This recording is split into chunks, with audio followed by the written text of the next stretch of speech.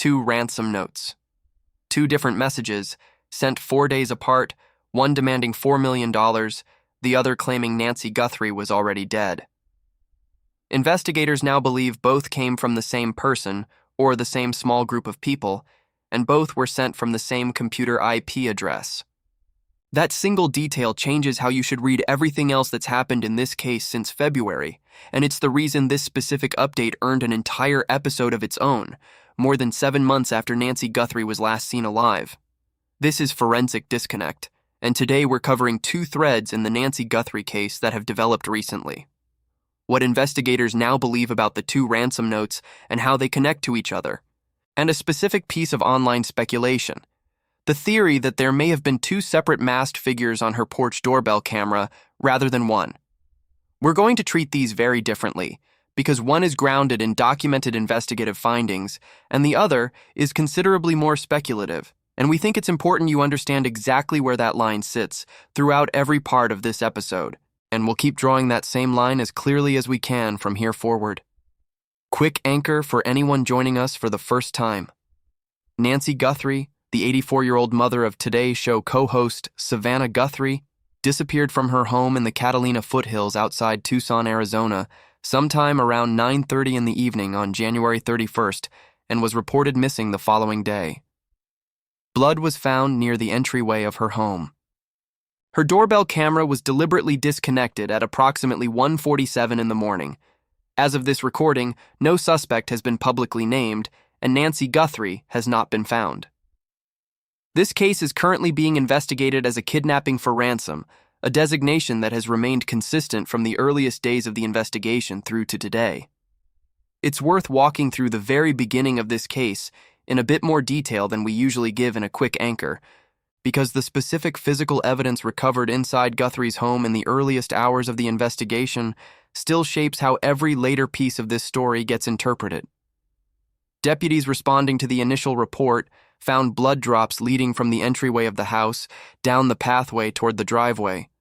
Nancy Guthrie's phone, her shoes, and her medication were all found still inside the home.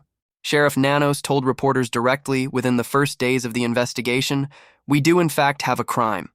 A statement that ruled out from very early on any framing of this as a voluntary disappearance or a simple wandering incident involving an elderly woman. Every subsequent piece of evidence in this case, the ransom notes, the doorbell footage, everything we're about to walk through, has been layered on top of that initial physical scene. Let's start with the ransom notes themselves, because the story of how they've been handled is genuinely complicated, and we think it's worth walking through the full, documented timeline rather than the version that's been compressed into headlines.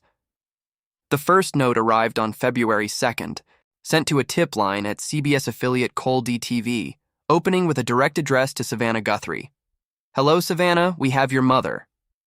It demanded $4 million in Bitcoin, promised her release within 12 hours of payment at a safe drop-off location in Tucson, and threatened that she would be killed if payment wasn't received. Crucially, the note included 2 specific details that hadn't been made public at the time. A description of Nancy Guthrie's white Apple Watch, found near her bed, and a reference to a broken floodlight in her backyard. Investigators have said those 2 details, information that wasn't publicly known, are part of why they took the note seriously from the beginning. It's worth being precise about why those 2 specific details matter so much to investigators evaluating a note's legitimacy. A floodlight and a smartwatch are the kind of granular, physically specific details that a hoaxer working purely from news coverage would have no way of knowing, since neither had appeared in any public reporting or official statement at the time the first note arrived. Reporters from Fox News later independently confirmed the presence of 2 broken floodlights visible at the rear of Guthrie's property, physically verifying that this detail matched the actual scene rather than being a lucky guess. That kind of correspondence between a note's specific claims and physical reality on the ground is exactly the standard investigators use to separate a genuine communication from an opportunistic hoax. And it's part of why this first note, unlike Collella's later fraudulent messages, was treated as credible from the outset. The second note arrived 4 days later, on February 6th, sent to the same tip line. Its tone shifted dramatically. We want to read this one to you closely, because the specific language matters. Guthrie family, it read. We did not fully grasp the seriousness of her physical condition. We never intended to hurt her. That was not our intention. She perished shortly after she was taken. We believe it was heart-related. She is buried in nature now. Nothing you could have done could have changed the outcome. We want your family to know this and hope you all can find peace. We are truly sorry. There's a stark, almost jarring tonal shift between these two notes worth naming directly, because we think it's part of what makes this specific pair of documents so unsettling to read even now. The first note is transactional, business-like, structured around a deadline and a payment method, the language of someone executing a plan. The second reads almost like a private confession never meant to become public evidence. Apologetic, searching for language to soften an outcome the writer seems to be presenting as an accident rather than an intended result. Whether that shift in tone reflects a genuine change in the writer's own emotional state as events spiraled beyond their control, or a calculated attempt to shape public and legal perception of what happened, is exactly the kind of question investigators and forensic linguists are still working to answer, and it's a question the shared IP address alone doesn't resolve. Here's what's newly confirmed, and it's the reason we're covering this case again today. Investigators familiar with the case now believe both notes were sent by the same person or the same group of people, and that both were sent from the same computer IP address. That's a meaningful technical finding. It means whoever wrote the panicked, transactional first note demanding Bitcoin and whoever wrote the quieter, almost apologetic second note describing her death appear to be, from a purely digital standpoint, the same source. It's worth explaining briefly what tracing a shared IP address actually establishes and what it doesn't, since the term carries more forensic weight in casual conversation than it always deserves in practice. An IP address identifies a specific internet connection point, which can mean a single device, a shared household network, a public Wi-Fi hotspot, or, in cases involving more sophisticated actors, a deliberately routed connection designed to obscure the sender's actual location entirely. Confirming both notes originated from the same IP address is a genuinely meaningful technical finding, ruling out the possibility that two entirely unrelated hoaxers coincidentally targeted the same tip line with two different, independently crafted messages. It does not, on its own, tell investigators how many distinct people had access to that specific connection, or whether the connection itself was a personal home network, a public location, or something more deliberately concealed. Investigators have not publicly disclosed exactly which of these categories the shared IP address in this case actually falls into, information they would understandably want to keep close during an active investigation, since revealing it prematurely could tip off whoever's responsible before an arrest can actually be made. We think that finding deserves to sit against something we covered in a previous episode on this case. The analysis from forensic linguist Bootsy Martinez, who studies the language of documents like these professionally. Martinez told local Arizona reporters she believes the author of the notes may actually be someone removed from the abduction itself, someone who learned what happened rather than someone who directly did it. Her reasoning was specific. Throughout both notes, the language consistently uses we and never once uses I, a pattern she said is often, though not always, associated with someone who's distancing themselves from direct personal involvement in an act, describing it collectively rather than owning it individually. Forensic linguistics as a discipline works by identifying consistent, measurable patterns in how people use language, word choice, sentence structure, the presence or absence of specific pronouns, and comparing those patterns against known behavioral tendencies documented across large numbers of prior cases. It's a genuinely established field used in real criminal investigations, not simply an intuitive reading of tone. That said, forensic linguistics also isn't a certainty machine. Practitioners in the field are generally careful to frame their findings as probabilistic assessments rather than definitive proof. And Martinez's own analysis was offered in exactly that spirit, a professional, informed read of the available text, not a claim to have identified the writer's precise role with certainty. We want to hold these two pieces of information side by side without forcing them into a single, tidy conclusion because we don't think the evidence currently supports one.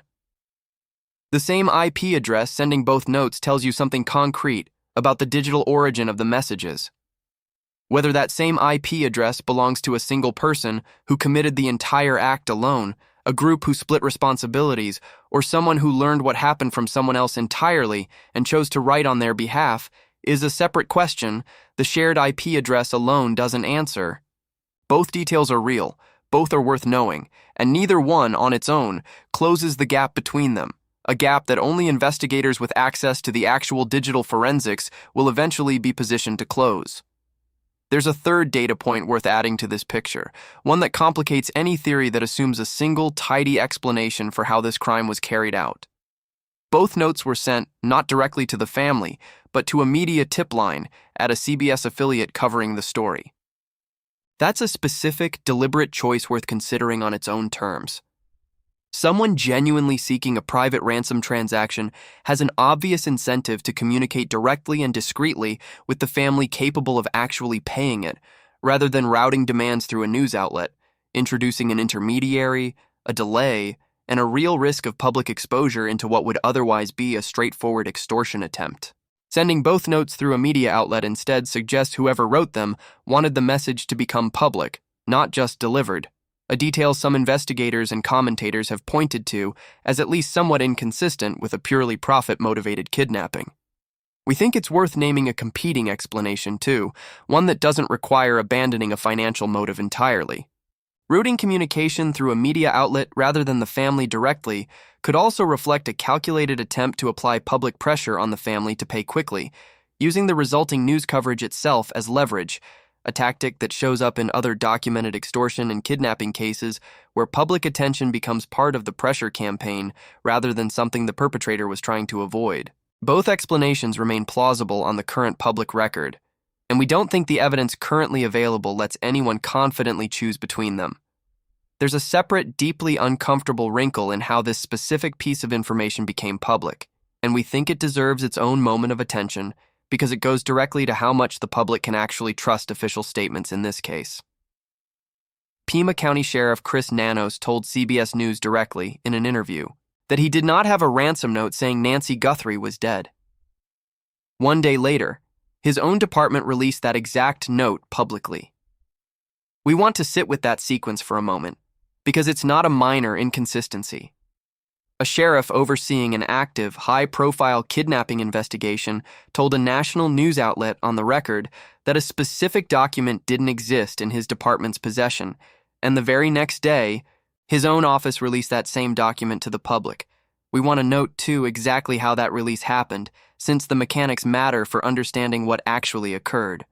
Both ransom notes were ultimately released not through a press conference or a formal statement, but through the same tip line at Called TV that had originally received them, meaning the notes moved from investigators back out to the exact same media channel that first brought them into the case. A somewhat unusual loop worth noting, even though it doesn't, on its own, tell us anything about why the sheriff's own recollection had lagged behind his department's actual records the day before.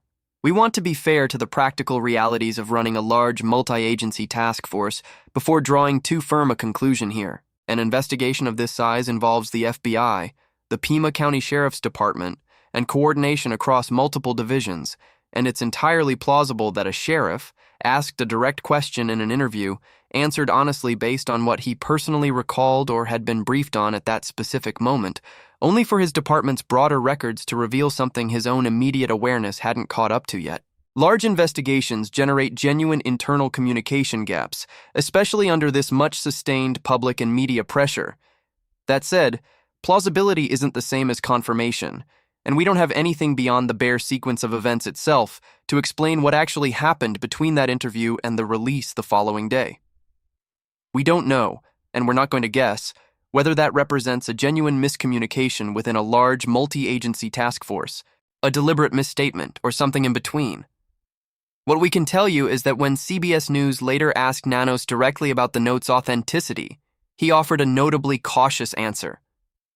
Those hostage notes, are they valid? Do we believe they're valid? We think every one of them's valid until we show otherwise.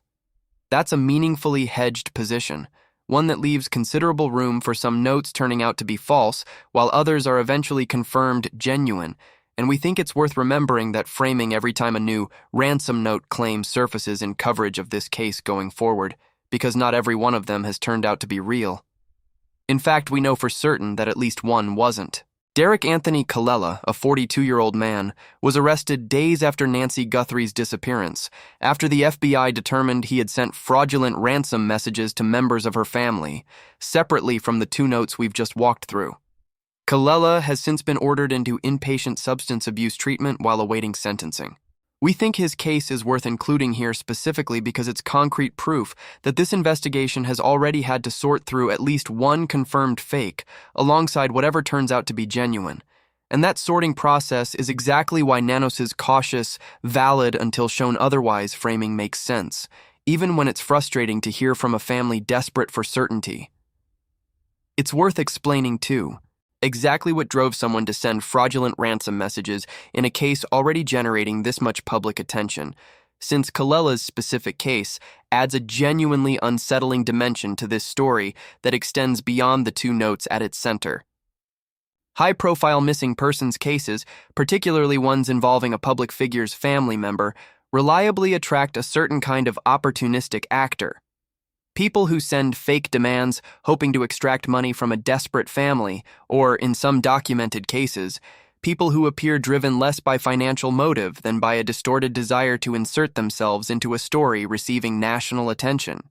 We don't have public confirmation of exactly which motivation drove Colella specifically, but his court-ordered substance abuse treatment suggests a case that involved factors well beyond simple, calculated fraud, another layer of genuine human difficulty tangled into a case that's already generated more than its share of it.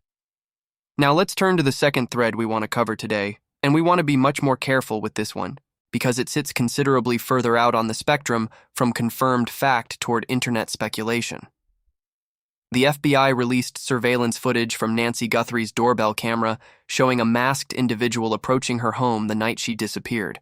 Footage that remains, more than 6 months later, the most significant piece of public evidence in this case. The footage shows someone wearing a full face mask, gloves, and a backpack, appearing to already know a camera was present, deliberately covering the lens first with a gloved hand, and then with vegetation pulled from Guthrie's own yard, all while what appears to be a handgun is visible in a front holster. Here's the detail that's generated the most recent wave of online theorizing. A source familiar with the investigation told Fox News Digital that 2 of the images released by the FBI were actually captured on different dates, not both on the night Guthrie disappeared. That's a genuinely documented source detail, not speculation. Investigators have suggested this indicates the person seen in one of the images had scouted the home in advance of the actual abduction, a common and unsurprising pattern in planned crimes generally. It's worth describing the footage itself in a bit more detail before we get into the theory that's grown around it, since precise description matters for evaluating any claim built on top of it. The footage, recovered from residual back-end data after Guthrie's active subscription had lapsed, shows 2 distinct clips, one 27 seconds long, one 14 seconds long. In the longer clip, the individual approaches the front door and raises a gloved hand directly toward the camera before walking away. In the shorter clip, the same masked figure faces the camera directly, holding what appears to be a flashlight in their mouth before using a piece of vegetation torn from Guthrie's own yard to physically obscure the lens. FBI Director Kash Patel, who was personally present at the law enforcement command post during this stage of the investigation, described the footage publicly as showing an armed individual appearing to have tampered with the camera at Nancy Guthrie's front door the morning of her disappearance. There's a specific technical detail about how this footage was recovered at all that's worth including, because it's genuinely notable from a digital forensics standpoint. Sheriff Nanos explained that the doorbell camera itself had been physically disconnected early on February 1st, and while the home's broader system had briefly detected motion minutes later, Guthrie didn't have an active paid subscription with the camera manufacturer, meaning that motion-triggered footage would ordinarily have been permanently unrecoverable, overwritten within a short window, as is standard for unpaid tiers of most consumer camera services. The footage that ultimately surfaced was instead recovered from what officials described as residual data located in back-end systems, a phrase suggesting investigators worked directly with the camera manufacturer to recover fragments of data that would typically have been considered gone entirely under normal circumstances. That recovery effort itself represents a genuinely significant technical achievement, and it's part of why this footage, brief as it is, remains the single most important piece of public evidence in this case more than 6 months later. That the recovery happened at all, working against what most consumers would assume is a permanent data loss, is itself a reminder that no footage available from a lapsed subscription doesn't always mean the data is truly gone forever, only that accessing it required considerably more effort than clicking a standard playback button. From that single documented detail, a considerably more speculative theory has grown online, that the two images might not show the same person at all, but two different individuals, sometimes framed online as two porch guys. The theory points to differences between the images, most notably that the earlier scouting image reportedly lacks the backpack and holstered gun visible in the footage from the actual night of the disappearance. We want to be precise about the actual sourcing of this different dates detail too, since it's worth understanding exactly how solid that specific claim is before evaluating what people have built on top of it. It came from an unnamed source described only as familiar with the investigation, reported by Fox News Digital, and Sheriff Nanos himself confirmed directly to Fox News that the information hadn't come from him personally, without either confirming or denying its accuracy. That's a meaningfully different evidentiary standing than an on-the-record statement from the FBI or the Sheriff's Department itself. It's a real, specific, sourced claim, not an anonymous rumor pulled from nowhere, but it also hasn't been independently confirmed by the two agencies actually running this investigation, which matters when evaluating how much weight any theory built on top of it should carry. We want to be very direct about where we land on this specific theory, because we think it illustrates something we've discussed on this channel before: the difference between a genuine, documented investigative detail and the speculative structure some commentators build on top of it. That two images were taken on different dates is documented and sourced. That the person's visible equipment differed between those two images is also documented, straightforwardly explainable by the fact that someone scouting a location in advance, before actually committing a crime, would have no particular reason to be already carrying a weapon or the specific gear they'd bring on the night of the act itself. A person can absolutely change what they're wearing or carrying between an earlier visit and the night of a planned crime without being two different people. We haven't found any statement from the FBI or Pima County investigators suggesting they believe two separate individuals are depicted in these images, and until that changes, we think two porch guys belongs in the category of an interesting online theory built from a real detail, not a confirmed investigative finding.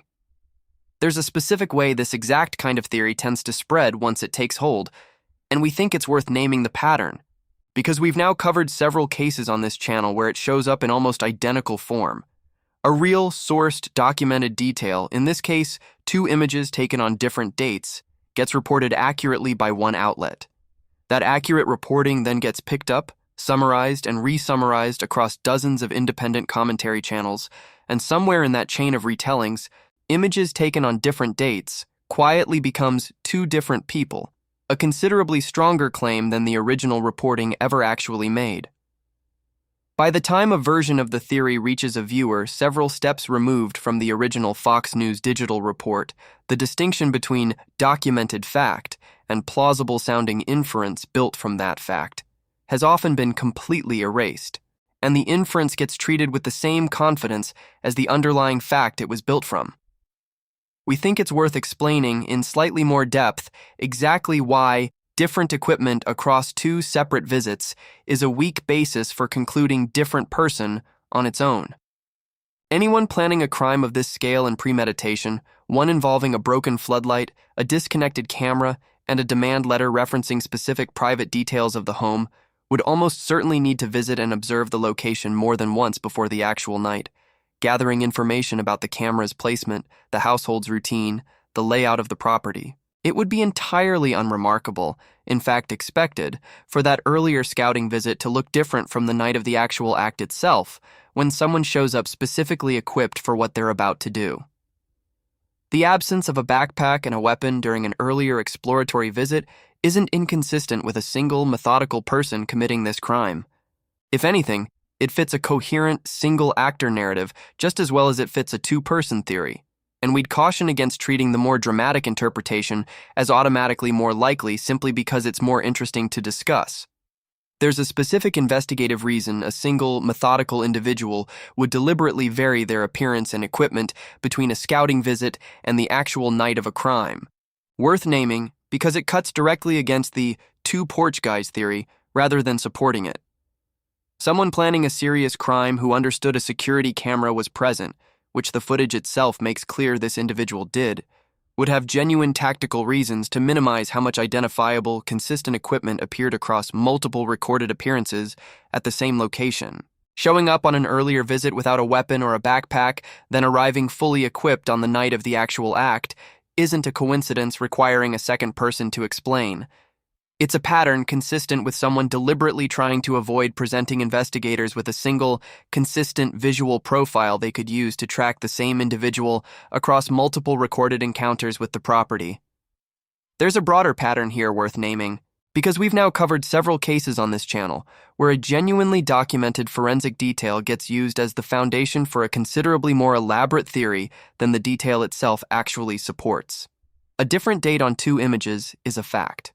Two different people in two images is an inference, one that requires additional evidence beyond simply noting that equipment varied between the two dates, evidence that, as far as we can find, hasn't been presented by anyone with direct access to the footage itself.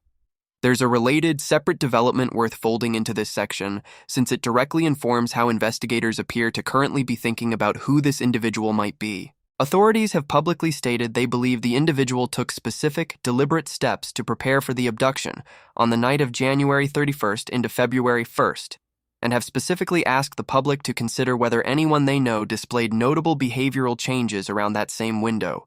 Unexplained injuries, sudden shifts in physical appearance, an abrupt departure from the area, unusual vehicle cleaning or repairs, or an unexplained, oddly specific knowledge of the investigation itself. That's a meaningfully different investigative posture than simply asking the public to identify a face. It suggests investigators are actively working from a behavioral profile of someone whose life may have visibly shifted in the aftermath of this specific night, a detail worth watching for in any future development in this case. It also, notably, points toward an ongoing behavioral pattern rather than a single moment of contact, which is one more reason we're skeptical that the specific two porch guys theory, built from a single pair of images, captures the full picture of what investigators are actually working from behind the scenes. Let's turn to where the broader investigation actually stands right now, because we think that deserves equal attention to either of the two threads we've just walked through. Human remains were discovered on August 17th in the Arizona desert, approximately 15 miles from Nancy Guthrie's home. Pima County authorities stated there was no indication at the time of that discovery that the remains were connected to Guthrie's case. That statement has drawn its own wave of criticism, most notably from former FBI Special Agent Jennifer Coffindaffer, who publicly questioned on August 19th why law enforcement hadn't more thoroughly searched the desert area surrounding Guthrie's home earlier in the investigation. We want to be careful with how we characterize that criticism. Coffindaffer's question is a fair one to ask publicly, and questioning the thoroughness of a search area is a legitimate form of scrutiny applied to any investigation this significant. It is not, on its own, evidence that the remains are actually connected to Nancy Guthrie, and Pima County's statement that there's currently no indication of a connection remains the most recent, documented position from the agency actually examining the remains.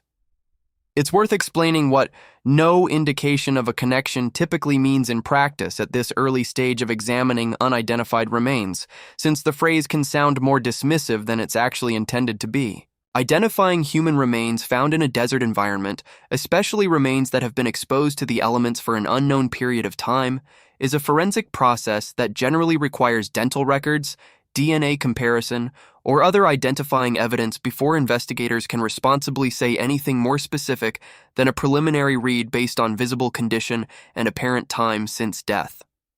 A statement of no indication at the point of initial discovery typically reflects that preliminary assessment, not a completed certain determination, and it would be entirely normal for that assessment to be updated in either direction as forensic testing actually proceeds. We think Coffindaffer's broader point, separate from this single discovery, deserves to be taken seriously on its own merits too. Her underlying question wasn't really about these particular remains specifically. It was about search coverage more generally, whether the desert terrain surrounding Guthrie's home has actually been searched as thoroughly as the case's importance would seem to demand. That's a fair structural question to ask of any investigation this significant, independent of whether this particular discovery turns out to be connected to Nancy Guthrie at all. Desert terrain of that scale is genuinely difficult to search exhaustively, and the practical resource constraints involved don't automatically excuse gaps in coverage, but they do help explain why a criticism like Coffin Daffer's, however valid, doesn't necessarily point to negligence so much as it points to the sheer physical scope of the challenge investigators are working against. There's also been renewed public criticism of how this investigation has been handled overall, most substantially in a lengthy Wall Street Journal report examining what the paper described as significant missteps by authorities in the days immediately following Guthrie's disappearance. Sheriff Nanos responded directly on social media following that report's publication, writing, "We're still here, we're not going away," and describing the ongoing energy and concern of his investigative team, telling followers that if you could just see the team working, you would see the energy, the concern, a direct public rebuttal to the picture painted by the Journal's more critical account of the investigation's internal coordination. Even as the case approaches its 200th day without a named suspect or an arrest.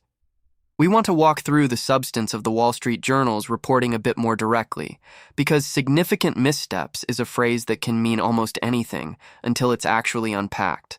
The Journal's reporting reportedly detailed specific friction between the FBI and local Pima County investigators over jurisdiction and resource allocation in the earliest days of the case, along with questions about how thoroughly certain physical evidence, including a hair sample recovered from inside Guthrie's home, was analyzed, and how quickly.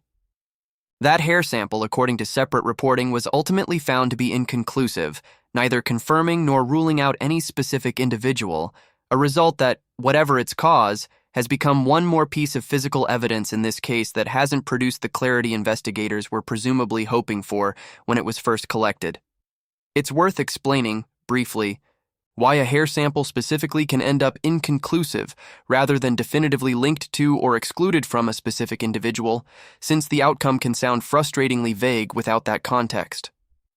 Hair analysis can involve either traditional microscopic comparison, which is considerably less precise and has fallen out of favor in serious forensic work over the past 2 decades, or DNA analysis of the hair's root, which requires the follicle itself to be intact and viable for testing. A hair fragment lacking a usable root, or one that's been degraded by time or environmental exposure, can genuinely defeat DNA analysis entirely, producing exactly the kind of inconclusive result reported here, regardless of how carefully the actual laboratory work was conducted. An inconclusive result, in other words, is genuinely different from a negative one, and treating the two as interchangeable is one more way this case's genuine complexity gets flattened into something simpler and more frustrating than it actually is. We want to close by returning to Savannah Guthrie's own words because we think they're worth hearing directly rather than paraphrased. In an Instagram post marking 6 months since her mother's disappearance, she wrote, "There is a way to end this situation and do the right thing." A direct, ongoing appeal to whoever holds the actual answer to what happened to her mother, 7 months and counting since the last confirmed moment anyone saw Nancy Guthrie alive. In earlier remarks on Today, she said plainly, "We are in agony and we cannot be at peace. We need your help. We are begging for your help." She has also directly addressed reports about the ransom note's authenticity, telling NBC in March that the family believes the 2 notes discussed in this episode are genuine, while noting that other, separate notes claiming to relate to her mother's case have circulated and are not, in her understanding, real. We think that's worth sitting with as the actual emotional center of this case, underneath every technical detail about IP addresses, image timestamps, and forensic linguistics we've just walked through. A family has spent more than 200 days not knowing, watching official statements sometimes contradict themselves within 24 hours, watching online theories multiply faster than confirmed facts arrive, and still, every single time, returning to the same simple, direct request. If you know something, come forward. That request hasn't changed since the earliest days of this case. What's changed is simply how much longer it's had to be repeated. We want to close with a broader reflection on why we chose to cover these two specific threads together in a single episode, rather than separating them entirely, because we think the contrast between them is itself instructive. The ransom notes represent one of the strongest, most technically grounded pieces of evidence in this entire case, a documented digital link between two communications, professional forensic linguistic analysis, and physical details, the watch, the floodlight, independently verified against the actual scene. The two porch guys theory represents almost the opposite. A real sourced starting detail stretched, through online retelling, into a considerably more speculative claim that outpaces what any named investigator has actually stated on the record. Both threads are part of the public conversation happening around this case right now. Only one of them, in our assessment, has actually earned the confidence with which it's frequently being discussed. We'd rather send you back into the broader conversation around this case with that specific distinction firmly in mind than with one more theory to repeat uncritically. Nancy Guthrie remains missing. Her case continues to be investigated as a kidnapping for ransom. No suspect has been named, and no arrests have been made.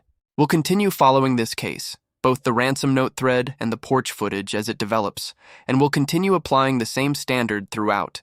What's actually documented, held apart from whatever's simply being inferred or assumed. The FBI is offering a reward of up to $100,000 for information leading to a resolution, and the Guthrie family has separately offered an additional reward of $1 million, bringing the combined total available to more than $1.1 million for whoever comes forward with the information that actually resolves this case. If you have any information, the FBI tip line is 1-800-CALL-FBI. Anonymous tips are accepted, and information can also be submitted directly through tips.fbi.gov. This has been Forensic Disconnect. We unlock the cases that deserve to be remembered.